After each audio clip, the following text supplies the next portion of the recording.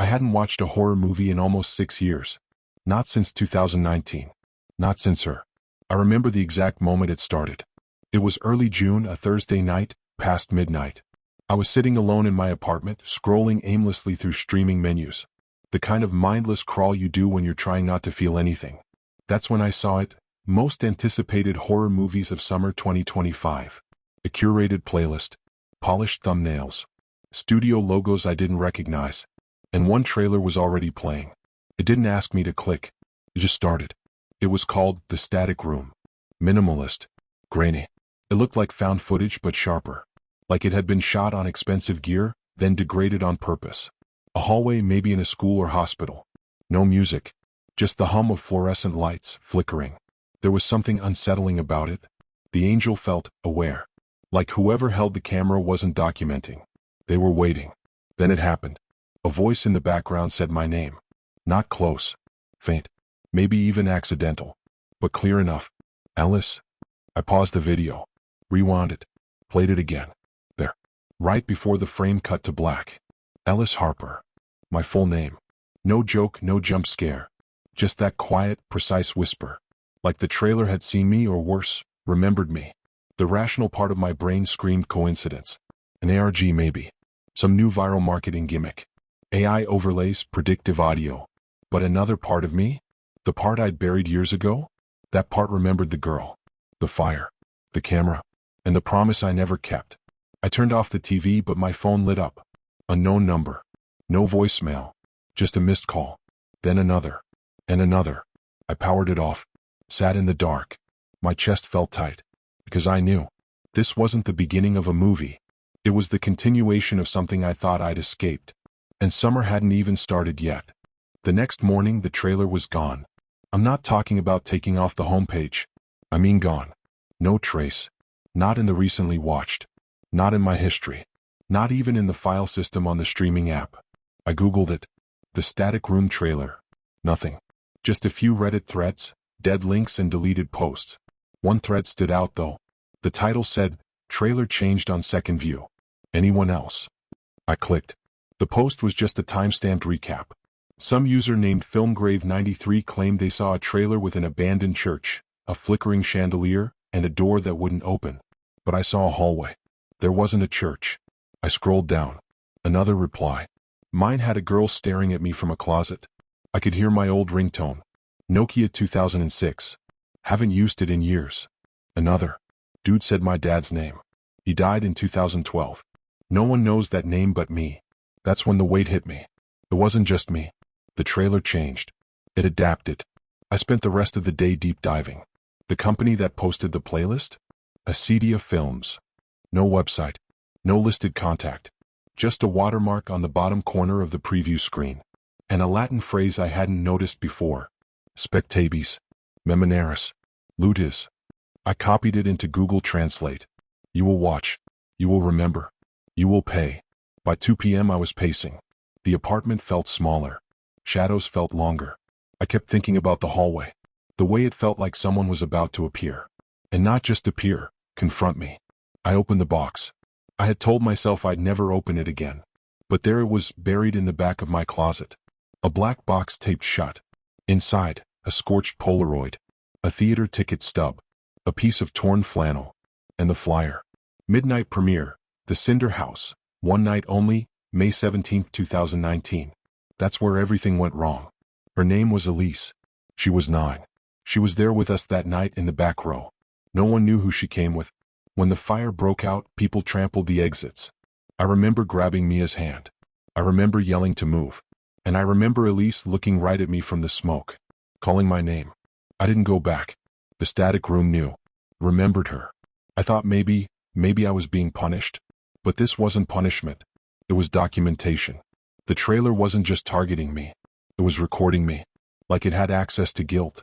Like someone, or something, was compiling a history of what we did when no one was watching. And then I found something else. Another trailer. Same studio. Decay Protocol, June 13, 25. That's tomorrow. I should have stopped there. But I hit play. The second I hit play I felt watched. Not in the usual sense. Not like cameras or spyware. I mean something deeper. A pressure behind my eyes. Like someone had stepped behind the veil of my thoughts. The trailer for Decay Protocol was sterile. White rooms. Metallic beds. Men and women dressed in hospital gowns standing still, breathing in sync. The camera slowly floated toward a mirror. There was no reflection. Then the screen went black. White text. You qualify. I blinked. That was it. But something was different. The next morning, 3 people in my building had new mailers taped to their doors. All black envelopes sealed with wax. I saw one open. It was an invitation. A premiere. The Hollow Guest, Acedia Films, private advance screening, June 20th, 25, location, TBA. None of them had heard of the studio. None of them remembered signing up. But they all said the same thing. I didn't think you could get a paper invite anymore. That's when I knew it had spread. I wasn't the only one watching the trailers. Now the trailers were watching back. And they were selecting. I thought I could warn them. That if I showed up at their doors, said the right combination of words, and looked them in the eyes hard enough, maybe they'd believe me. Maybe they'd choose not to watch. But I was wrong. Some people wanted to watch. One of the neighbors who got the invitation, Anna, mid-30s, graphic designer, said she didn't even remember clicking the trailer. But she had vivid memories of what she saw. She told me it felt like déjà vu layered on top of sleep paralysis. A hallway like mine. Her dead dog's collar on the floor. A man standing backwards. When she tried to look away, her screen pulsed. She thought it was beautiful. I don't care if it's real, she said. It's honest. Then she invited me in. She showed me her wall.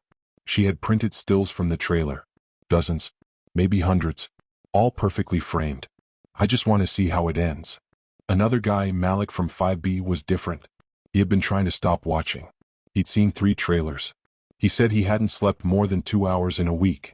His walls were covered in aluminum foil. Like he was trying to block something. His camera lenses were taped over. They know when you look away, he said. You have to finish. That's the rule. He showed me a drawing. Crude sketch. But unmistakable. The lobby of my building. The mirror on the west wall. Me standing in it. But in the drawing, I had no eyes. I tried reaching out to Mia. I hadn't heard from her since 2019. Since the night Elise died. The number still worked. I texted. Mia, it's Ellis. Something's happening. It's about the fire. About the movies. No reply. Then a few hours later, a link. Just a link. It opened a private upload. Acedia Films watermark. The title, The Ones Who Remember. I shouldn't have clicked. But I did. And it was Mia. A grainy, silent video. She looked older. More tired. She was sitting in a chair, facing the camera, hands in her lap. Behind her, a red curtain swayed like there was wind, but everything else was still. She mouthed the words. It's not a studio. Then the screen flickered. The date June 21st, 25 appeared. A countdown began. 72 hours. Until the next trailer. I got a knock on my door that night. No one was there. Just an envelope. Black wax. Same seal. Inside. A ticket. You are confirmed. June 21st, 25, The Morning Lens. I didn't sign up. But I was going. The location on the ticket didn't exist on Google Maps. Just coordinates. They led to an industrial park outside the city, where the concrete bled rust and the streetlights didn't work. I got there a little after 11 p.m. The building was windowless. No sign, just a long strip of red tape on the sidewalk leading to a steel door. No one greeted me. No security. Just the door, slightly open. Inside it was colder. I followed a single overhead bulb down a hallway until it opened into a theater. Decaying. Mold between the rows. Every seat had a name tag. I found mine. Row J, seat 12. The names around me were strange. One just said, Mother. Another, The One Who Regrets. And beside me, Mia. She didn't look surprised to see me. Just tired. I was hoping you wouldn't come, she whispered. But you sent me the link. She didn't answer. Then the screen lit up. No previews. No logos. Just a title card. The Morning Lens. Acedia Films. Viewer 172 of 173. And suddenly, we weren't watching the screen. The screen was watching us. It showed footage of me at 7 years old. Then me in high school. Then the theater fire. Then Elise. But these weren't home videos. They were angles no one could have recorded. Me in my dreams. Me alone. Me crying in the stairwell the night after Elise died. I looked at Mia. She was crying, but she wasn't shocked. She knew. It doesn't play a movie, she said. It pulls one. From you. At the end of the sequence, the lights went black. Then a voice. Viewer 172. Guilt, unresolved. Memory retention, strong. Reward, prolonged clarity. Then. Viewer 173. Resistance, high. Shame, fractured. Result, expulsion. I looked over. Mia was gone. Her seat, empty. But I could still hear her voice, faintly from behind the walls, calling my name. There's a moment when you realize you're not lost anymore. You've just arrived somewhere no map has a name for. That's where I was. Somewhere past the end of story structure. Past closure. Past catharsis. Somewhere made entirely of things I didn't want to remember. After Mia vanished, I ran. I don't remember the exit. I remember a hallway that stretched longer the faster I moved. A buzzing in my ears that sounded like Elise whispering backwards. The floor felt sticky like the carpet was breathing. Then a light. A green exit sign. When I passed through it, I wasn't in the theater anymore. I was back in my childhood bedroom. Not a replica. Not a set. It was my room. Posters I hadn't seen in years. Books I forgot I loved. The old crack in the ceiling that looked like a rabbit. And on my desk, a VHS tape. Labeled in my own handwriting. Elise, 2009. I didn't want to play it. But something in me already knew I would. The tape started with us at the lake. Elise is laughing. I'm holding the camera. She's mocking my hair. I'm pretending to be mad. Then it cuts. The fire. Only. It's not footage from that night. It's footage of me. Dragging Elise's body. Screaming at someone, Mia, to help me. Then Elise opened her eyes, mouthing something. But I'd muted the audio. I didn't remember that. But it was me. I dropped the tape. The room began to rot in real time. Mold blooming over the walls. Posters melting. The light bulb was pulsing like a heartbeat. And then a mirror appeared. I saw myself. But it wasn't me. It was viewer 172. A voice returned. End of reel. Viewer 172. Memory integration, complete. Exit sequence authorized. A door opened in the mirror. Through it, daylight. Actual daylight. I stepped forward. And I was outside. Real street. Morning air. Cars. Noise. But the ticket was still in my hand. And on the back in Mia's handwriting. Find the next one. Before it finds you. I went home. You can even call it that anymore. I haven't watched anything since. No trailers. No reels. Not even music videos. Screens feel wrong. Mia hasn't contacted me again. But every week, someone new posts online about a trailer they don't remember watching. They describe things only I've seen. Things from my life. Sometimes they tag me. Sometimes they describe me. The latest was from a girl in Canada. 17. She posted a frame of a burning theater. And the caption. Who is this man? Why is he always in my dreams? It was me. Wearing the same jacket I wore the night Elise died.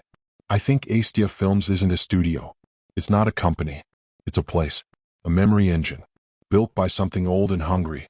And I think Elise was the first to see it. The first to look away. Now it's our turn. So if you're watching this, ask yourself one question. What do you hope to see? Because that's exactly what it will take from you.